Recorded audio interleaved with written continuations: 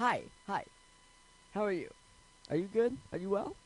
I'm doing splendid.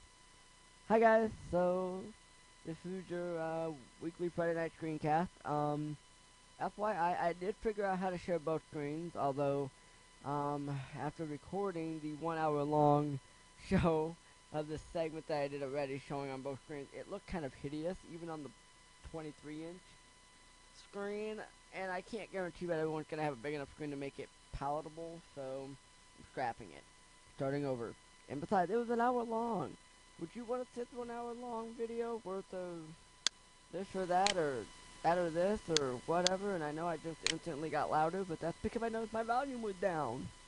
I know I sound whiny, but it's okay.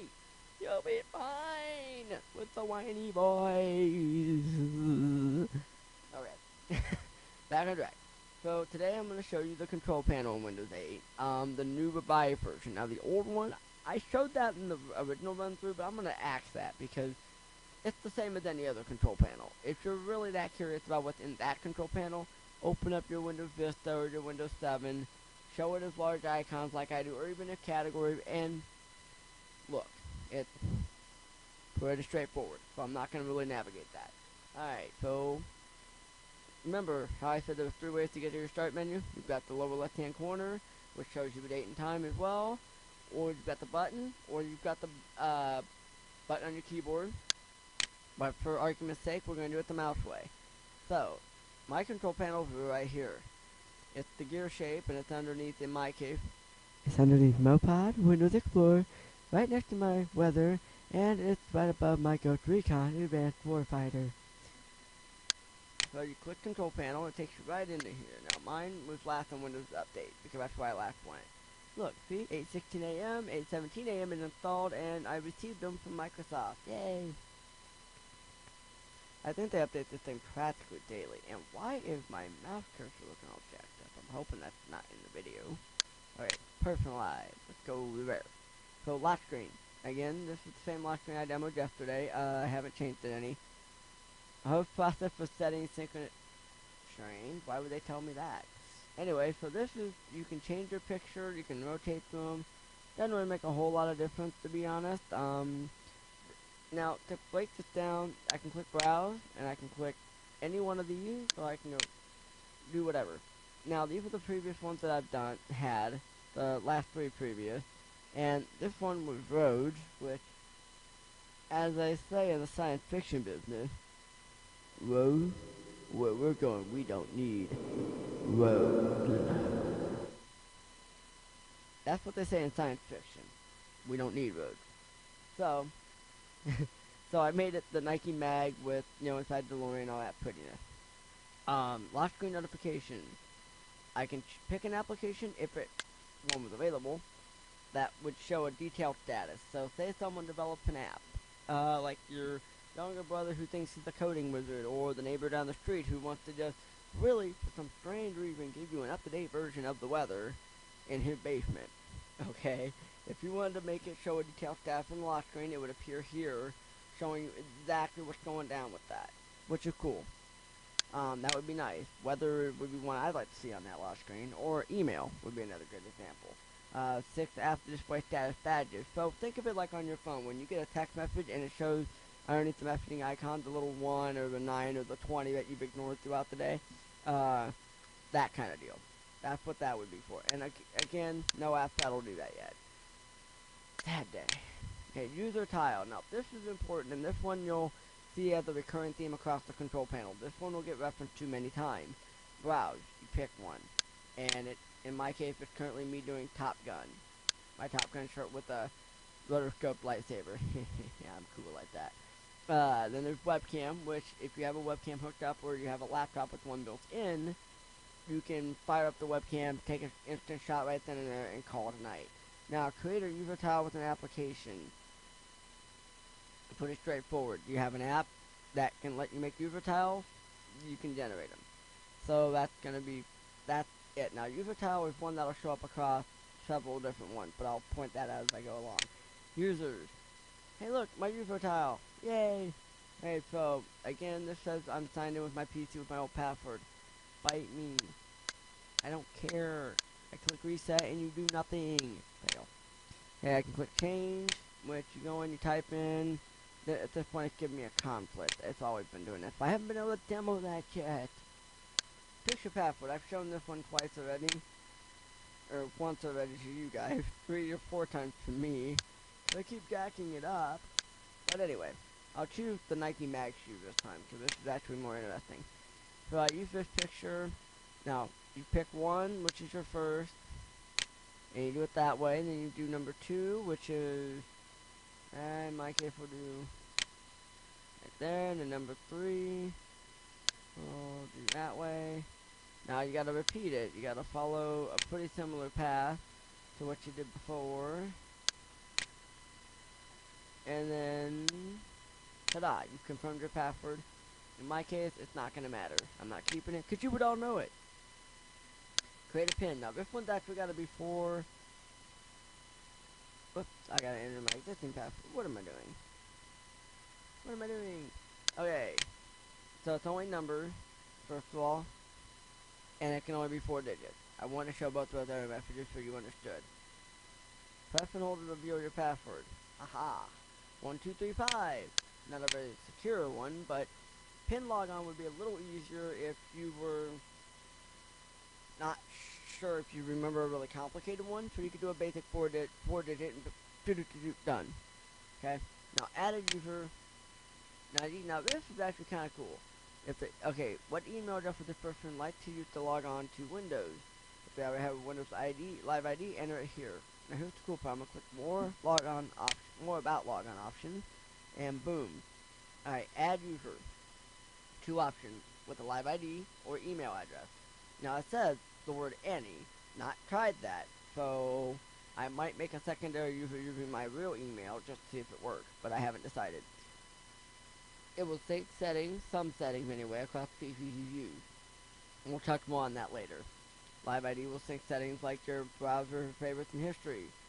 Shortcuts, languages, passwords, all that crap. Again, touching more on that later. And then that's with the live ID. Now if you do it with the local account, it's only on that PC. Now in a business environment, it might be a little bit different. They might do it differently, and it might actually still be able to sync across like a new version of Windows Server. But I don't know how they're going to do that, and I'm not about to speculate for Microsoft. It'd be kind of cool though, but you know, because it would take away the would take the requirement of needing a live ID to make it fly, but it is what it is. So local account is just like what you're always used to. You sign in, you've got your local folder, you got your user tile, which was usually the pretty little flower, you know, basic, straightforward, just on that machine, nothing gets synced anywhere else. Okay, go to wireless. Again, this is for 3G, 4G stuff. It's not counting local network-based wireless stuff. It's just, that's it. 3G, 4G type stuff, nothing else. That's all it is. And right now, I don't have any hooked into my computer because I don't need to with the desktop. Slate, tablet, depending on what you're calling them, that would be a better way to go. So like Motorola Zooms, Galaxy Tabs, you know, with the 3G and 4G in them, or whatever, you know, that's what this page I think would be for. Different options there. So, as it says, turn wireless and airplane mode on and off. So I think that's what that would be for. Notifications, notifications, notifications. Okay, show app notifications is currently turned on. Play notification sounds currently turned on. Basically, do I want applications to notify me either at my start bar or on the tile part of the start menu if I have something going down? Do I want them to tell me about it? Yes. Be kind of nice. Do I want notification sounds? Depends on what it is. Like alarms? Well, the point of it is to have alarms, so yeah. Make noise. Yay. Good night. Not really. I'm getting kind of tired, so I'll probably get back soon after I upload this. Okay, alarms turned on. If an alarm system. Hey, that's my phone going off. You probably can all hear that.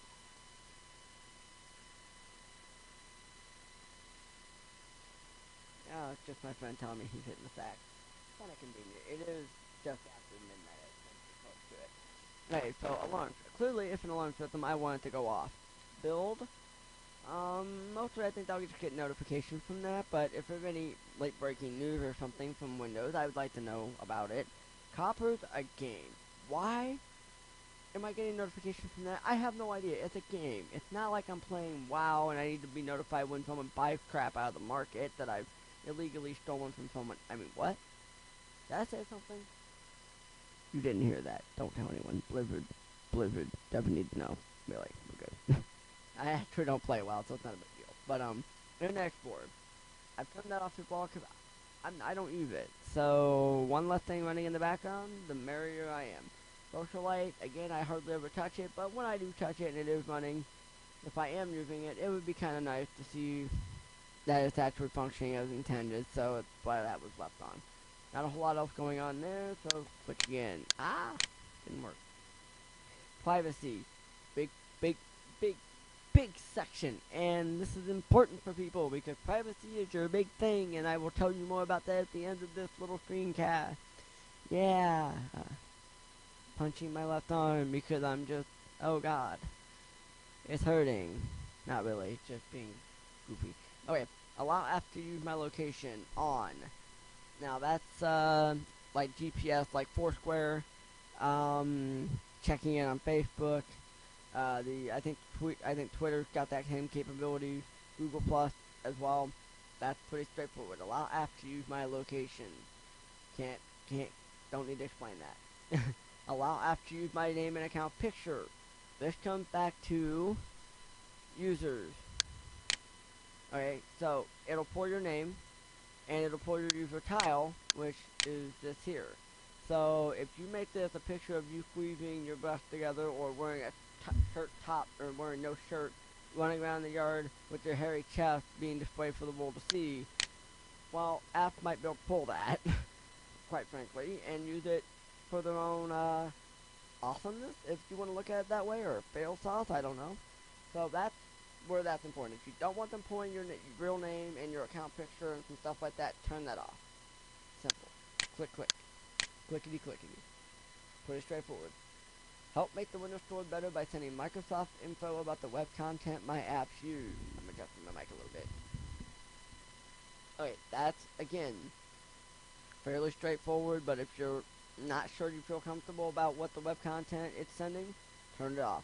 Now this is more important in the sense that this is kind of like how Google does search messaging, or searches and AdSense.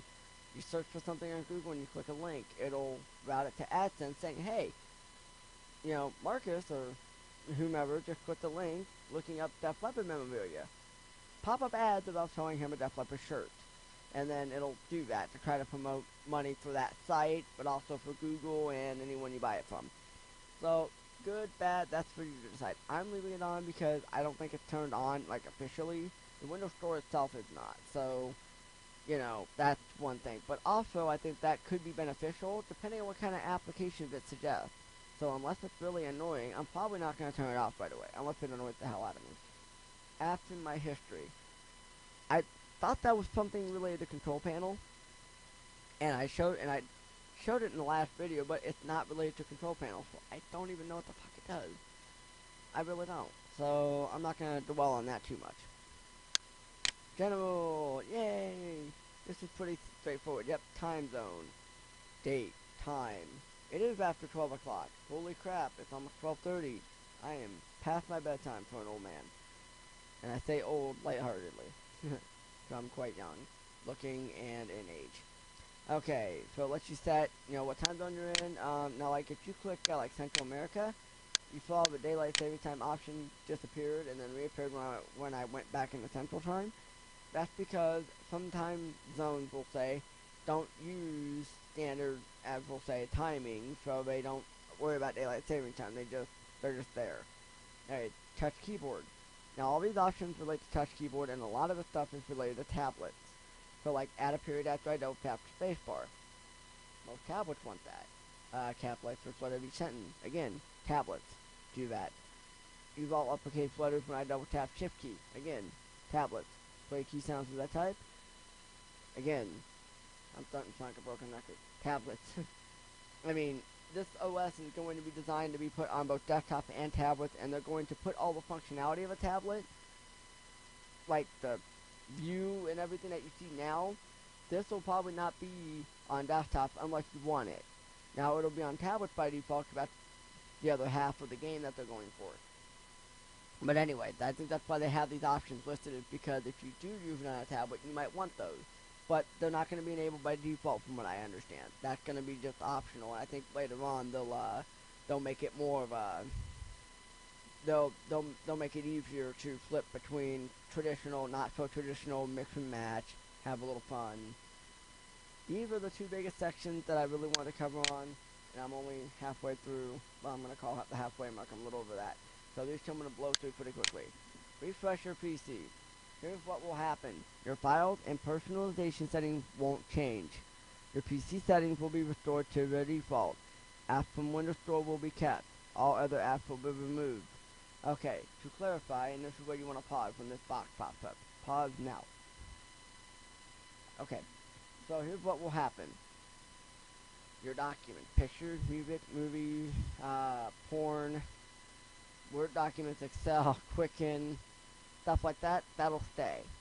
Okay, it'll be under your documents folder, okay?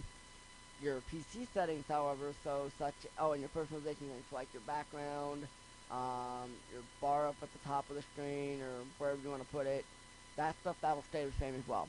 Your settings, however, so like what wireless router you connect to, or what your home page was under your browser, or whatever, that stuff will be restored back to default settings. Right, now, apps from the Windows Store will be kept, all other apps will be removed. If you pause at that box, it explains that a little bit better. Basically, if you bought it in the Windows Store, it's going to stay. If you bought it, or if you downloaded it from a website, burned it on DVD, or whatever, not going to. And it actually generates a list of stuff that you're not going to, that was deleted. So that's kind of cool. Reset your PC and start over. Now, this says if you're about to give your PC away, you can put it back to the way it was originally and remove all your files. That's kind of a happy way to look at it, and would be a good reason to do that, but that's not the biggest reason why I think people will use it. Say you get a virus because, your little brother decided to come borrow your laptop without your knowledge, and he looked up, Girl Gone Wild, and he got it from an illegal site, and it infected your computer with a nasty virus. That would be one reason why you might need to reset.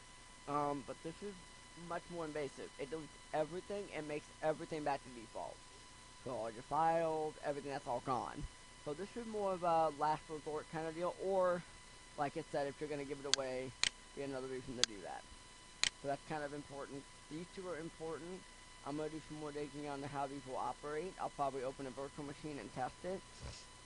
And if time would permit, I'll probably make a screencast, if I can, of how those two operate, just to show you guys. Search. Alright, this is again, save my previous searches to make suggestions when I search. I think most browsers do that at this point. Google does it when you sign into their service, no matter what browser it is. Show the apps I search with the most at the top. So, like, say I'm searching for build a lot, even though it's alphabetically at the top. Okay, say I search for an app and it's called Zebra Panda, and it starts with Z, and it's at the bottom of my alphabetical list, but I search for it because it's easier just to type in the word zebra.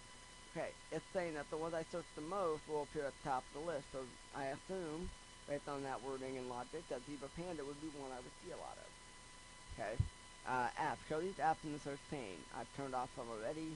Build, memories, near me, all this stuff is note space, is like notepads, stuff like that. So, you can turn that on and off.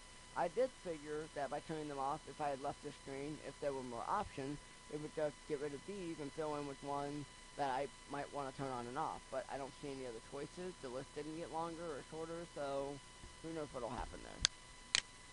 Share. Pick the app you want to use to share stuff or delete your history. Alright, show people an app I share with most often. Well, if you want to know who you're sharing with more consistently and what apps you're sending to more consistently, then leave that turned on. Otherwise, turn it off, if you just don't care, don't bother. Show the apps I share with the most at the top. Again, what apps are you opening frequently and sending stuff to? Are you sending it to Word a lot? Are you sending it to Facebook, like Socialite a lot? Or Are you sending it to your email a lot? I mean, that's where that comes into play. So if you're using one program more consistently than others, or some, like a group of programs, then it'll make those at the top of the list. It'll prioritize them by importance based on how much you use it. And you could theoretically stack the deck, but eventually the deck will become unstacked and will even itself out. So you'd have to be real careful if you're going to try to cheat your way through a prioritized list. Send. Show the app I sent you the most at the top. I'm assuming that would be like if you wanted to send a file, like through email, or if you wanted to share music to an application just because of the way, like a music app. I don't know. I assume that's what that would be, but again, I can't make an assumption until I actually get something that'll let me try it. So, ease of access. For the love of God, do not turn on high contrast. I don't know if I left it in the other video I did yesterday, but oh my God, I turned it on, and then I had to go and change my theme back to more or less what I had before. Still kind of pissed about that. I didn't realize it was gonna totally make it where I assumed if I turned it on, it would just turn on and that's it, and I could click it and turn it off, and it would revert back to my previous theme, being smart enough and intelligent enough to remember the unsaved theme that I had before. Nope. Nope. No bueno. And no, make everything on your screen bigger. That I can demo again. So, as you can see, it blew up everything on the screen a little bit, made it bigger, easier to read. Tap through web pages and apps using caret browsing. I think they put that in Windows 8 originally. I've not tried it. Never really had a desire to, because I don't have a need for it. I think caret browsing allows, like, it puts ones and stuff in different places, like numbers in different spots, to make it easy for you to flip through, and you can just press a number, and it'll take you right to that, like, specific thing, I believe. Press Windows volume up will turn on. You get to pick 3 choices: magnifier, narrator, on-screen keyboard. Personally, I don't need any of that, so you do. Cursor thickness. You can make it as big as you want. You can make it a 20, which is really fat and short, or you can make it a 1, which is really, in comparison to the length of it, long and skinny. In comparison. However you want to do it. Devices. Manage things you connect to your PC. In my case, it shows more shit than what's necessary. Stuff that's on my network. Things that are actually physically plugged in. I think it's mostly just a list of, hey, these are devices that are capable of connecting to your PC in one form or another. Wirelessly or otherwise. Okay, sync PC settings. We can't sync your shared settings because you're signed into this PC with your old password. Sign in again with your current password and or reset it. Stupid thing. I changed my password and it decides to get dumb on me. What is that shenanigans? Maybe I need to go change that at the live.com site. That might be it. Sync settings on this PC on. You turn it off and all of it goes gray. However, all this stuff, well, it's pretty straightforward. If you want to pause and have a gander at some of this, feel free. But, in a nutshell, all of this should be broken down. The only one that doesn't need to be is web browser. And that's because I figure 90% of the time, if I'm surfing something on this, and I want to pull it up on my slate, which is what Windows-based devices will be called, then I'm going to want my history, my bookmarks, and my favorites. Or at the very least, I'll probably want my favorites. So, having all three as a syncable option is totally great, and grouping them all together, really that stuff doesn't take a whole lot of space anyway, so it's not a travesty. That's actually about the only section that should be together and is fine. Now, other stuff, and all this other stuff up here, not counting web browsers, that stuff needs to be broken down, because there's some things I may not want to send between both devices. Like, I may not want the same background image to sync back and forth. I may want my desktop to have, the Oldsmobile that I've got on it now, but I may want my slate to have the Starship Enterprise or something. That stuff needs to be broken down, because I may decide, I may want different settings, individual options. So, stupid. Some passwords, that's kind of important. I don't know what kind of passwords they're referring to, if it's like Facebook and Twitter, or if it's, the company's email. Who knows? So I've got that turned off because I don't really want to take a chance on that yet. Meter data plans, that's if you've got like roaming or something on your slate. So that, right now I don't have to worry about that because I don't see that. Don't have a home group, so we're going to just move right along. Windows Update. Were we here when we started? Maybe. But anyway, updated this morning. Check form updated. I get them from Microsoft Update, not just Windows, so that's hallelujah in disguise. Now this is where you get to the more advanced old school control panel. You click more settings. Takes you right to it. In my case, I pinned it down because I'm still more familiar with it. But yeah, easy way to get to it is just to do that. And then if you need it a lot, right click on it while it's open and hit pin this program to taskbar. Now mine says unpin, but if you right click and says pin this program to taskbar. So that takes care of that. Alright, so that's the control panel for you guys. Um, my biggest gripe is going to be how they didn't give you more individualized options under sharing. That's currently my biggest complaint. Other than that, it makes it fairly simple for the average user to know where stuff is in the control panel and get to it right away and fairly simply. And it also explains it a little better, as far as how certain things are going to be and what they actually mean, without having to fully open the help and support section to really understand it, you know? So that part's cool. However, the other thing, but for the people like me who are diehard old school noobs, or old school awesomeness, how you want to see that, and we're sitting there looking at the control panel going, well, wait a minute, where's my X option? Like, where's my language settings? Or where's my notification? Where's the old school way of doing things? Well, you just click more control panel choices and it takes you right to it. And then if you're really smart, you'll pin it up at your start menu or make an icon on your desktop just to get to that. Smacking my microphone. I'm a bad person. Um, so that is what it is. Okay, so in regard to people complaining about the start menu being too tablet oriented, not enough desktop orientation to it. I'm gonna just say this really simply and really quickly. Dude, they're gonna put this on both. And they're giving you the option to have both. Right now they're forcing this option because they need us to test it. That's the point of developer preview, is to test it. Not to be given a choice as to how we use it. I mean, they need us to test it in a specific context and in a specific environment, really. So, me being on a desktop, I can't say I like this interface, especially if I only had a single screen. Having dual screens, it's not so bad. I can actually tolerate it a little bit more, and I actually, in some ways, like it more than just a regular start menu. Not saying I like it completely, but if I was on a single screen, I'd be kind of pissed off a lot. Some of the stuff is just too difficult, or it just makes it too cumbersome to get to. But, to loop back, so say you have a tablet, okay, by default, it'll pick this option. Now, when you get a desktop, it'll default back to the traditional start menu, which won't be like this. It'll be like a real one. So, quit complaining that they've royally screwed this up and that they're ruining our lives. That's not the goal. They're trying to unify the two segments because really that's going to be easier for developers, for people trying to get a handle on things that may not be so adept at this stuff. If they have two devices and say they want a tablet and they've got a tablet that operates a lot like their desktop, it'll make it easier for them to migrate. So, and since most of us that work either in the computing business or sell that kind of stuff, most of us probably know that that's just where things are going. It's going to be hard to say it's not because really that's where stuff is going. The touchscreen, to tablets, laptops. I mean, desktops are getting phased out. A lot of people, I think the majority of the desktop market right about now that's going into new desktops is probably people that build.